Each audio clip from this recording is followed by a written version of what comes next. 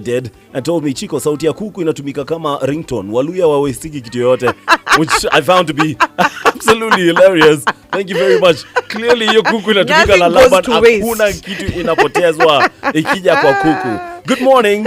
Talk to us via WhatsApp. You can also talk to us on X at 984 in the morning is our X handle. Hashtag drive in. That's with a double N at the end. Good morning. It's Philaris. It is Chico. It is time for us to delve into a discussion which you can catch live here on radio, but also we are streaming it on YouTube, on Facebook, and on X. Absolutely. At Capital FM Kenya is the handle, so don't get lost while you're trying to look for us. And you need to see our gorgeous faces this morning. Well, only one gorgeous face, and then two manly men faces. Unless our guest Willis, we'll get to in just a second, believes he's gorgeous. Listen, life's too short, like I told you early on, to wait for that perfect moments. We need you to enjoy life right now, to enjoy yourself, and that's what you can do with an I&M World Credit MasterCard. You can start living the good life.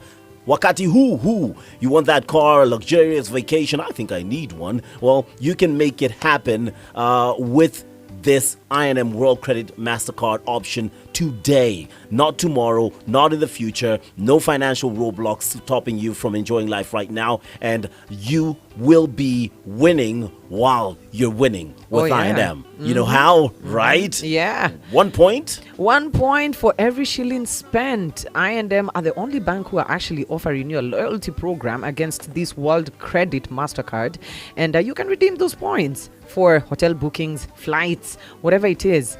For every shilling you spend, you earn a single point. And get this, for every 20th customer, you get 50,000 Milele reward points, which are worth 50,000 shillings. I mean, the deal is too sweet. I want to make my way to I&M right now because, yeah, I also need that World Credit MasterCard to buy a couple of things, including booking a holiday to Zanzibar over the Easter holidays. Absolutely. So make sure you're part of that thing and make sure you start enjoying your life right now. Make sure you start enjoying and paying in and changiaing on this conversation right now. Remember, you can do it via WhatsApp. You can do it via X. And you can watch or listen to us. We are streaming on the platforms which we told you. It's Capital in the Morning. It is now time for us to introduce our guest, who is a lawyer and the Safina Deputy Party Leader, Willis Otieno. And I think the one way I would love to get this whole thing underway is by recapping just how bluntly brilliant this man is. I will say this one thing. What Kenya misses is a politician who can actually confidently and honestly articulate what the people are thinking. We've been here before, since 2007. 2017, there was handshake, 2018. The victims never got compensation. There was no accountability for the killings. So even this one, I can assure you, in less than 2 weeks, they are going to join government. So if ODM means what they are saying, they must be truthful to the people of Kenya and their long-suffering members and those who bore the brunt of the atrocities committed by the state. So Safina Party, do you want to go this alone? Because we know the realities of the Kenyan political system. You will need allies. Let me explain to you, Trevor. The mistake that people make is this. Yes. I'll rather not win a position than form a coalition, make a deal with the devil, just so that I can get a position. I am very comfortable sitting in this studio and educating the people of Kenya on the issue that they need to focus on. It is not a do and die for me to become a deputy president of the Republic of Kenya. What is a do and die for me is to make sure that baby Pendo, that 6-month baby who was beaten to death on her head, Rosa here was the Kisumu women rep at the time, beaten to death by a policeman on her baby coat in the arms of her mother, gets justice. That to me is do or die. But I am not going to say for political convenience, you sacrifice principles, you sacrifice beliefs, you sacrifice the interest of the people just so that you get a position in power. No, that we must say no to it. Okay. And let me just conclude by saying this. It is well within their right, by the way, it is well within any political coalition to do what they are doing. The problem is to lie to the people of Kenya. And the worst problem is for the Kenyan people to be lied to and believe them.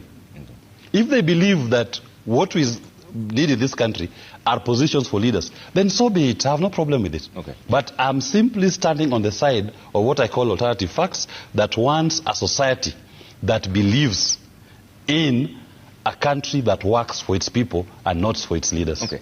That was Willis Otieno on Citizen. First and foremost, welcome to Capital in the Morning, Capital FM. Willis, I hope you're also quite comfortable sitting in this studio and telling the truth as well. Yes, thank you very much. So first, let me commend you for being a very blunt politician, a very blunt speaker, a very honest one so far. All right? So far. It will remain so. I hope it does remain so. Remain so. So seeing as we're starting off with truth, I was going to jump straight in and hit hard, but, might as well just ease you in. Speaking of blunt truth, just yesterday we were recapping a day in history. Oh, yeah. Where the former president, the late Kibaki, actually stood up and said, I have one wife, March 3rd, 2009. and I know. And everybody knows that I have one wife. Wako wangapi ndugu? One dear wife. One dear wife. One dear wife. I only have one dear wife. Okay, I like the dear wife. Yeah. You love the see dear. You have only one wife. I Okay. only have one wife. Okay. And she's dear. And she's dear. And she's dear. All right, great. Willis, from your statement, I love a politician who will be blunt enough not to look to be politically correct or secure the bag or secure the future. Is that what Raila Odinga is doing? At the moment, if you ask me, and you look at Raila Odinga's history, Raila stood for social justice, and he's been always pro-people. But this deal with William Ruto, whatever it doesn't make sense, because it seems to be a move from the principles that Raila stood and fought for. Because if you're telling me you're going to form a coalition or a broad-based or whatever it is with William Ruto's administration, what happened to the people of Kenya who were killed on the streets? Let's start with not even the Gen Z. Let's start with the ones who were killed in 2023 Mandamano. Then we come to the Gen Zs. When we go back to Baby Pendo, 2017, 2018, all these people have been killed in atrocities. Go even way back to 2007, 2008. Those who were killed in the post-election violence. The victims who were displaced. And if you are seeing a pattern where politicians, I call them legacy politicians. The legacy politicians, after political contest, they agree secure positions for themselves and forget the suffering of the innocent masses. So I'm saying, at this point, ODM and Raila Odinga, if they want to form a coalition with William Ruto, they have to make a choice. Put the issues of the people at the forefront and demand accountability. Come up with their irreducible minimum to be, we must make sure that at least in William Ruto's term, they killed people during the 2023 Mandamano, they killed people during the Gen Z Mandamano, and they maimed, they abducted. Let's get justice for these people.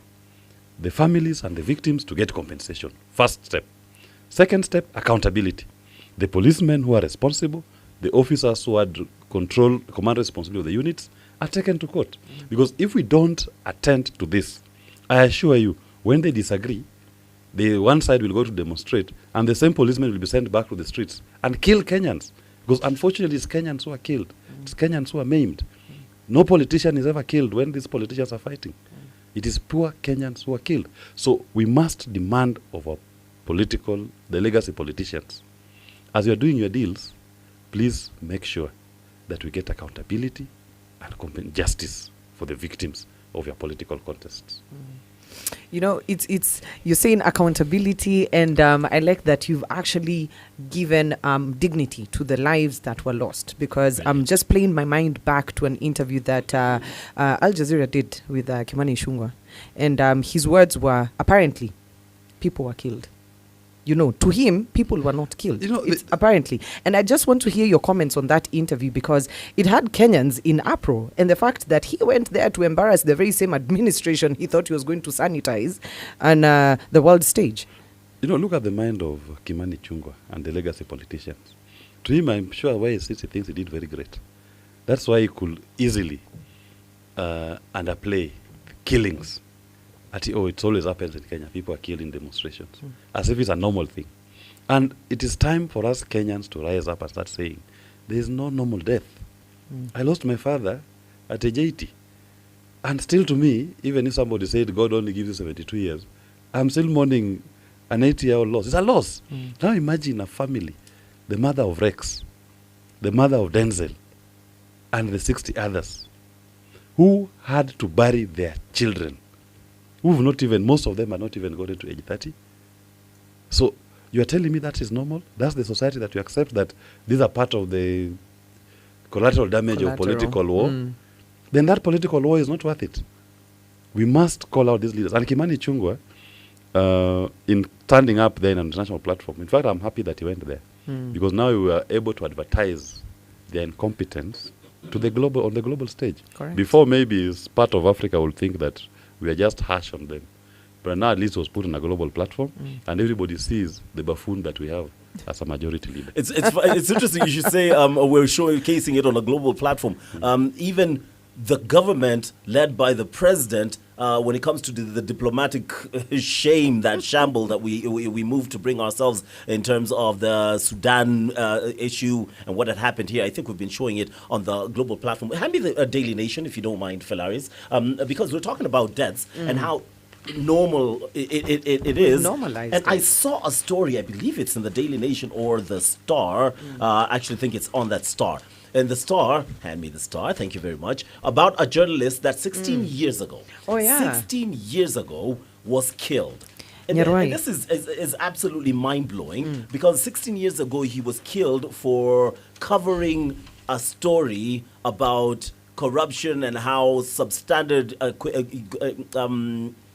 what should I say, the police station or something it was built with substandard materials, yeah. Exactly. And he was killed, and 16 years on, the family is still fighting for someone to come. This governments, not this government, just this government, which is also the case, but governments have this tendency of committing crime, having citizens killed, and managing to cover up. Why are people making noise now so loudly with William Ruto's government? You know, William Ruto is leading a generation that is more aware. We are not our ancestors, as the Gen Zs normally say. And the tools of accountability are in our hands. We now have more access to the internet. People have smartphones in their hands. People are able to interact globally. So, and this generation, they're educated, they're learned, they're not stupid, they're not fools. You're not going to buy them with 200 shillings to cheer you politically. They're going to question where the source of that 200 shillings is. They know your salary. So it is not that people are targeting William Ruto.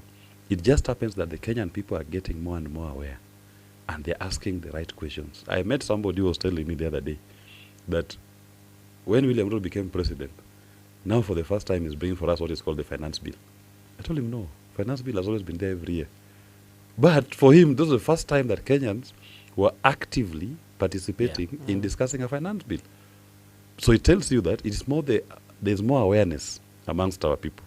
And many people are becoming bold and they're speaking out on these issues. So we must call them out. But when you say about, for example, that journalist, may his soul rest in peace, there's a system. There's a system, as my party leader Jimmy Wanjigi normally puts it. These policemen, these were watchmen for the Mzungu when the company Ibiako came into Kenya. It is the watchman who was protecting a private company that came to own Kenya that was converted to become a policeman. And his mindset is still that the enemy is the people. I'm protecting the property of the company. He sees Kenya in his mind, he sees Kenya as a company, and it's owned by the government, the Mzungu, now replaced by a black man. So the Kenyan, the citizen, is the enemy. So for us to change, we must uproot this entire system. And even our police must be uprooted, and they do retraining. Change the mindset. Otherwise, you'll not see a policeman moving away from what they understand. To them, they hear there's a riot. How can you have a riot taking place, a demonstration taking place, and somebody walks into a police armory and picks a gun and live ammunition? This is a demonstration.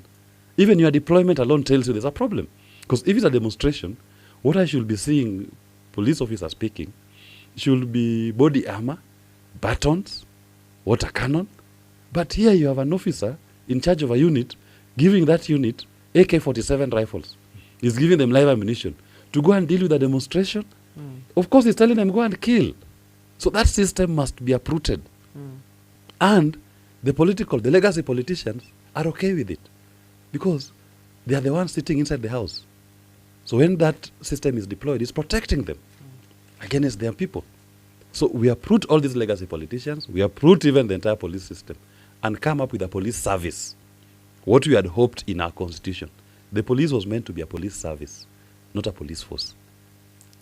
I love that you've just led me somewhere I've been always wanting to ask this, because everyone will say the same thing time and again. My politicians, the people there are recycled and we need to get rid of them. Anyone who's been caught up in corruption needs to go 100%, even by proximity, they need to go.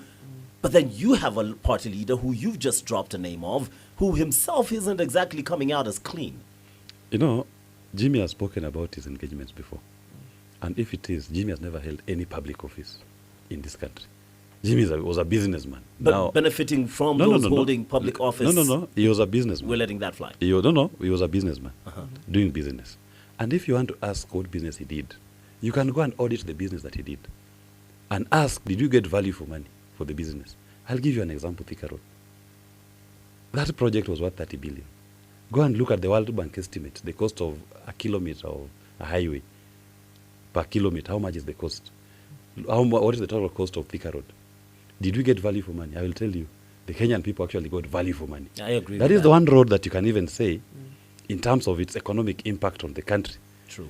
Not a single pothole has been on that road for more than 10 years. Look at the impact it had on these new estates. Rwaka, Roai developments.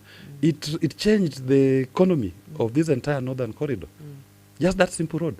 So we cannot vilify someone just for doing business. If someone does legitimate business and he was not a public officer, that's allowed, because at the end of the day, there will be somebody who will do business.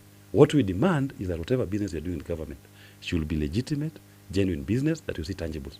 What we see nowadays are fly-by-night billionaires. Somebody who supplies air and then he calls himself a businessman. You ask them, what tangible thing have you done with the government? I have supplied mosquito nets that you cannot even see.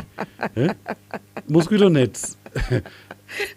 How can someone be paid 10 billion to supply mosquito nets? And they are being supplied in Kitui or in Nyeri. Which malaria do you have in Nyeri that you're trying to protect from mosquito nets? And there are no nets in Kisumu. These are the things that... So we talk about people who are doing genuine things to change and to improve the lives of Kenyans. Jimmy Wanjigi, the projects he did were about enhancing value add. Is it impacting on people positively or is it hindering people? That is it.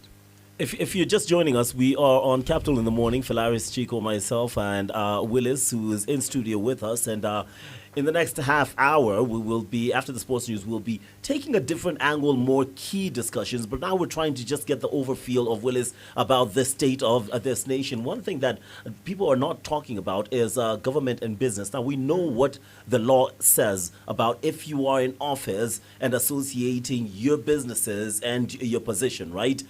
A lot of government events are hosted at Weston. I'm just wondering if it's rumors or does the president actually have shares in Weston? And if he does, which I believe he does, but then again, I stand to be corrected, what is Safina's party stand in terms of this situation where we have people in positions in power using that position to bring business towards themselves or their family members? To benefit themselves. You know, as Safina Party, we are very clear. I'm sorry to my family members. The day I get into office, you not even do a single business, even supply peremende to any government agency. I'm sorry. That is the cost you have to bear for one of your own to offer themselves to serve the people. But what we see in Weston is madness.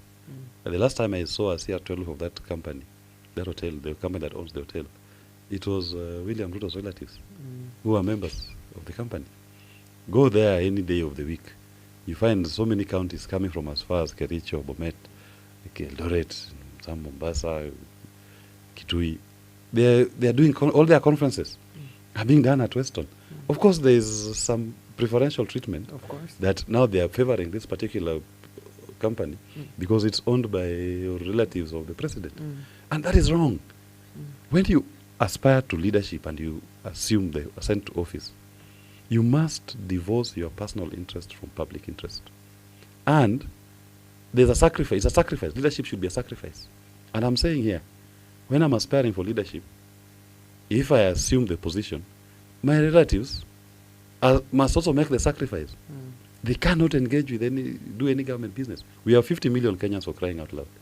Within the 50 million, we can find someone who can do that business with government. It doesn't have to come from your relatives, and you must condemn it. It doesn't add any value. When you become a president, let me tell you, do you know, the people of Kenya, once someone assumes the office of president, they'll take care of you until you die. Yeah. Until the day you die. Until you die. So what is this hunger? What is this greed that makes you want to also make some little coin? Because at the end of food, you sleep on one bed.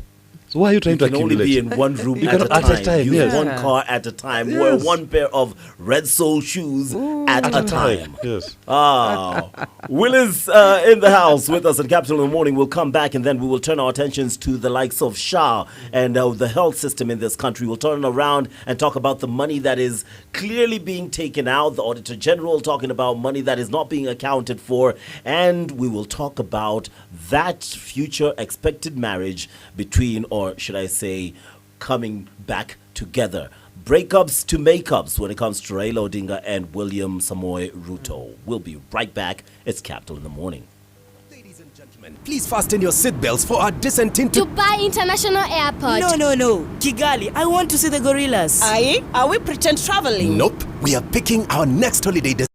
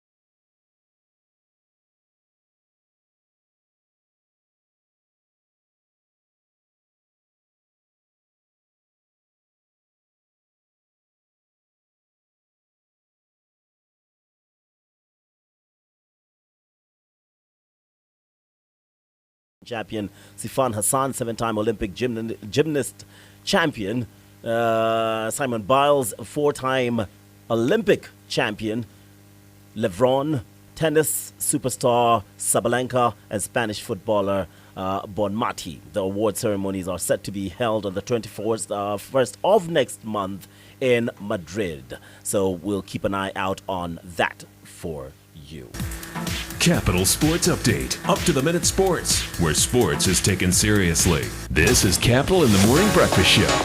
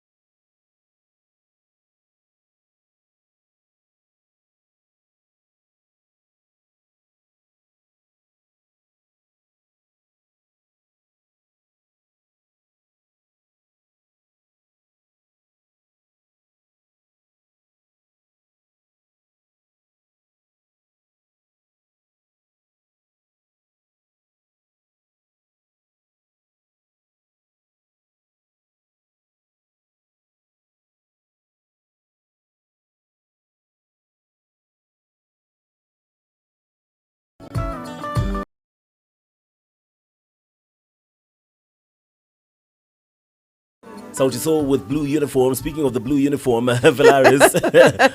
Those boys in blue are eating 3 billion shillings on the roads every month. Every month, that in terms adds up of to bribes. 100 million every single day. That's a lot of money. Kenya has no money problem. It's Clearly, the usage, it clearly. is the Blue management. uniform may look bad, but the money that they have makes them look good. Good morning, it's Capital in the Morning. Chico and Philaris along with Willis Otieno, who's in studio from the Safina party. Let me ask you a quick question, Willis. Two of your closest friends and allies, people you go to for and have a conversation, who do you pull, and we know their thinking and we know their intelligence? Show me your friends and I'll show you who you are. You're the sum total of the 5 people you hang out with. It's very interesting that a lot of criticism has come the way Sudi, who doesn't really know when to stop talking. By the way, if you're listening to me, Honorable Sudi, do us a favor. Hold the camera a bit, say, are way beyond awkward. Anyway, do you think the president is in this predicament because of the people he surrounded himself with? And maybe that's why he is trying to bring in the former Prime Minister. Former. I am saying former. The president was very clean, and during his speech recently in Mombasa, he was Prime Minister, as if he is former. There is no office of the Prime Minister unless they intend to bring that, and then that means they have to come to the people. And I'm not sure the people will say yes to it. But former Prime Minister, is he trying to bring in because his circle hasn't advised him well? Of course, William Ruto is the summation of his circles. So there's no difference between William Ruto and Oscar Sudi. Because those are the people that he's most comfortable with. And you can see how far the Sudis have taken him. He's on a collision course with the people of Kenya. So right now, he's running on the energy of Raila Odinga. That is capacity. And you cannot run a country with a class 2 brain. The class 2 brain is still developing. We'll correct you there because he's now engineer.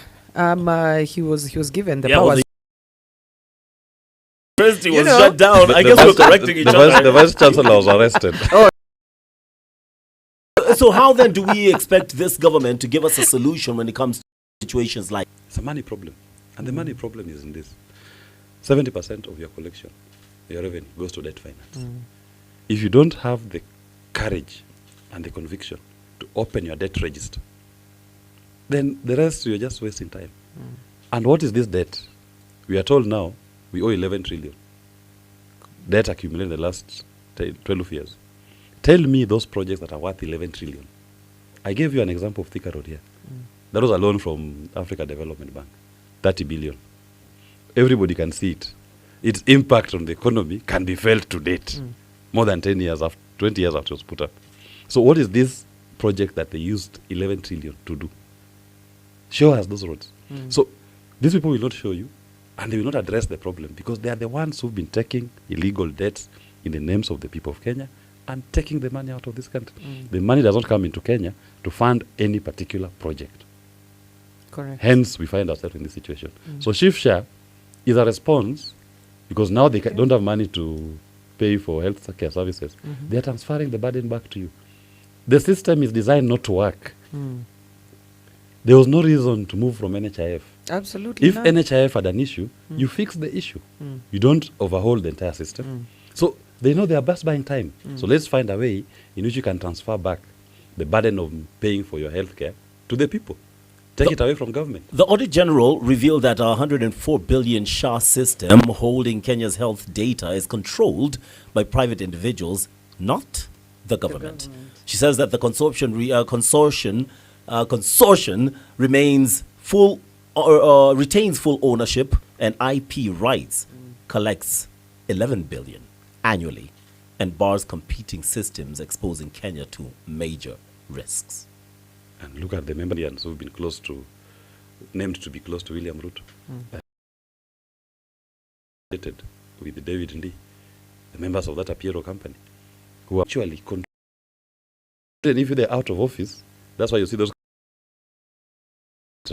Even if you cannot engage with any other for a period of time, if you are to cancel, you pay the full contract sum. And that's the SHA, and we'll tie it in with the education angle because the funding, the affordable university funding model, yes, which of course the courts have declared it there was a ruling in court sometime last week. I would need to go and refresh my mind about, what the courts ruled against that. And we now have a crisis where a big portion of, actually thousands of candidates that cleared Form 4 to come into university cannot. Because this funding model clearly is not benefiting anybody. The funding model, we are an existing funding model through the HELP framework, and government will automatically pay a fraction of your fees. It goes back to what I was saying. Government is trying to send back, shirk responsibility, and transfer the obligation back to the parent. So even the university funding model, they claim they come up with this model, then they transfer to you the burden to meet the cost of university education. They're running away from their responsibility. Because what was wrong with the HELP framework that we had before? It simply means now you as a parent, we are not going to pay the money, meet the full cost. And the impact of what they are coming up with is very sad. Go to the universities today. You'll find in the last academic year, more than half the students who are admitted didn't report to the university. Because you cannot pay the school fees and you cannot even meet the cost of sustenance. So all this, you are killing an entire generation. Once you mess up education, you've not just messed the individual, you've messed generations. Because before you know it, these people will be matured in the job market. Correct. They have no skills, they are not educated, they will not have worked, their productive years are wasted, they retire, they have no social security, they become a burden to the society. So what these guys are doing, they are messing up an entire generation of Kenyans and causing a future burden. So what would you do?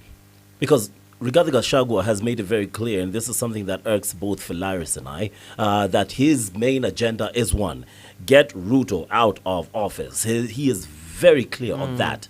And everyone seems to be able to point at the problem. I am able to point at the problem. Philaris is able to point at the problem because we're here to, voice the problem and try as hard as we can to voice the view and the point of the people. You are the deputy party leader, Safina. You are also hopefully looking to come into power, into government to govern this country. My question is, when it comes to SHA, when it comes to the university model, what would you do differently? Very simple. I'll take back the responsibility to pay that cost. Take it back to government. How will I do it? I'll tell you the how. The how is this. I've told you 70% of your revenue goes to debt finance. Odious debt. Much of it is illegal debt. I'll not pay it. If you don't pay that illegal debt, then it means I have 70% more on my revenue. So this money, I can deploy it to the university education sector. I can deploy it to the health sector. I can even give people tax relief. I say, I'm not going to increase your VAT on fuel because now I don't have the pressure to pay for the odious debt that this administration is paying for. So who must benefit? So VAT on fuel should come down to 6% or even zero rated. Willis, you're a lawyer. Are there no legal repercussions to that? I've said it is odious debt, illegal debt. The legal repercussion is this. The law of Kenya says for you to borrow money, number one, you must get parliamentary approval. Parliament must approve it. Then number two, you can only apply the money that you borrow towards development, not recurrent expenditure. So I will go to the loan books. I'll ask all our lenders, okay, show me, where's the parliamentary approval for this particular loan? It exists. Okay, we'll pay this one. This one doesn't exist. Weka kando. I'll go to, show me which project did you fund? Because our law says, I'm applying the law, I'm a lawyer. Yeah. Tell me which project was this money meant to fund.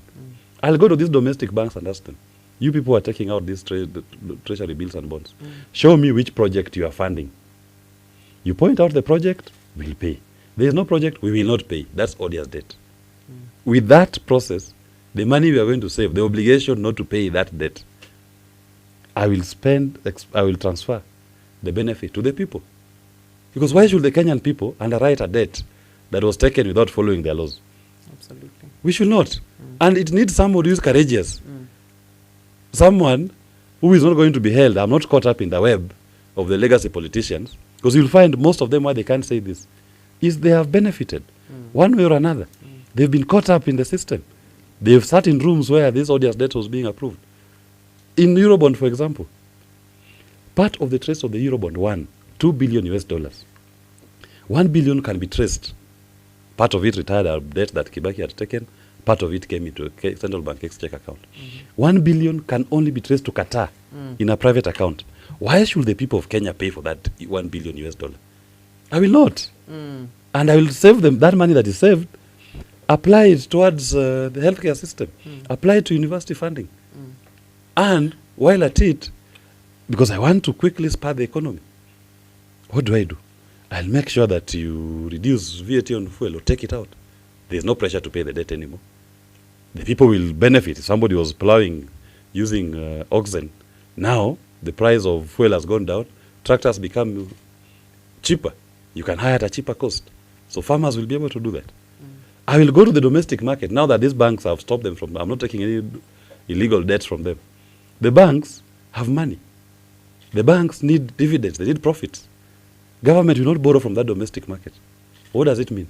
The bank will be here in this studio begging you, Chico, that please take a loan.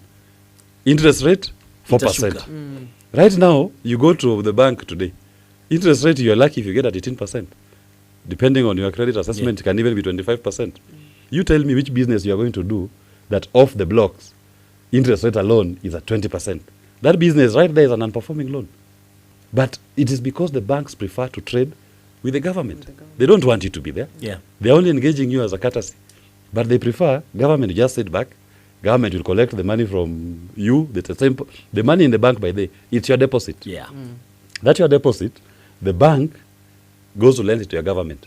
Your government comes to you to give it interest, to collect interest from you in terms of tax, to pay that higher interest rate. Then while at it, you as an individual, you are denied access to credit. Many Kenyans are not able to pursue their inventions because of lack of access to capital. Correct. I will enable them to access capital. And if there's production here, the government will collect more. So we are very clear as Safina Party as to what needs to be done. It is what is called supply side economics, not demand side. It is driven by the people, not by the government. We will not be saying tutatenga, tutafanya, tutawapatia. Apana. Our position is, as supply side economists, that our part is that the growth of this country will be driven by the individual, private sector. You remove government barriers. What is it that is stopping you as a private individual from accessing your full potential? Remove that government barrier. And we also reduce taxes. And you reduce tax, the net effect is that you boost production. There is more consumption. Because people have disposable incomes. Though you end up collecting more. I love that breakdown. I absolutely love it. Let's stick with this because we should become solution-oriented Kenyans. And I have a problem with the way we welcome politicians just to speak their minds and then we don't find solutions and they can accuse each other. I love that you have a policy, a plan in place if you do come into that power. 124 billion, Daily Nation reads. That's the wheat imports that has sunk farmers into losses. They have maize. Yet, for some reason, tons of maize have been imported, and now farmers will either sell at a throwaway price or lose their produce. How would you handle such a situation? The first thing, I'll just bring GMR, guaranteed minimum returns. Already in Kenya, we have a surplus population. Our population is huge enough. What is a population? That's a market. You don't convert your population to be a market for others. Convert it to be a market for the farmer. Why is it that the farmers are not competitive? What's the competitive aid that they're lacking? Because government has made the cost of farm inputs to be too expensive. What's the cost of fertilizer? What's the cost of fuel? What's the cost of, if they're using herbicides, or what's the cost? It's too expensive. So you cannot compete with the farmer in Uganda. Yeah. Who is, I used to be a chicken farmer, and my layers, I stopped breeding. Why? The price of feeds will go up every week. Wait, you used to be a chicken farmer? Yeah. You should be a billionaire by now. No. I was a pastime. So I realized that you cannot become a billionaire from chicken farming. Oh, well. Unless you're rearing some other chicken. The president begs to differ. No. It means he's rearing some other type of chicken. But the point is this. The cost is what makes the farmer, once he produces, when he goes to the market, so produce goes to waste. Now, if you're looking at farming, you